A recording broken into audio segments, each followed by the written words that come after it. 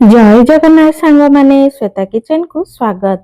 आज चलतु बनैबा आलू चिप्स। आलू चिप्स बनैबा पई नुआ आलू 5टी नेइछि, चोपा बाहर करी पानी रे धोई नेइछि।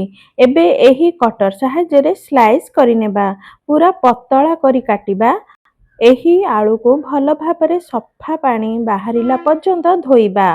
तापरे जाली को आलू गुड़ी को छाणी नेबा। तापरे गोटिए कॉटन कपड़ा उपरे बिछाई देबा। आउ गोटिए कॉटन कपड़ा उपरे आलू को ऊपर पटु पोछि देबा। पूरा सुखिला पर्यंत पोछिबा। देखंतु एही परी पोछिबा।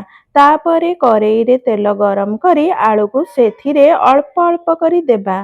तापरे भल भाबरे छाणी नेबा। बेसी ब्राउन कलर करी छाणीबेनी, लगातार जाली चटु बुलाउथिबे। तापरे आलू को तेलरू बाहर करि नेबा। आपणक पसंद अनुसार मसलादार बनै पारिबे।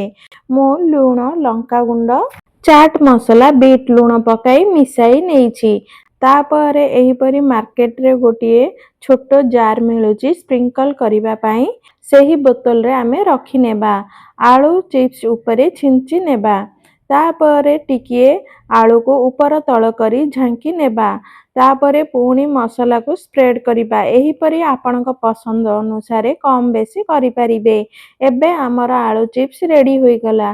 जे कोनोसी समय रे स्नैक्स रूपे खाई पारिबे। रेसिपीटी भल लागिले लाइक, शेयर एंड सब्सक्राइब निश्चित करि नेबे। फेसबुक रे देखुथिले फॉलो करि नेबे।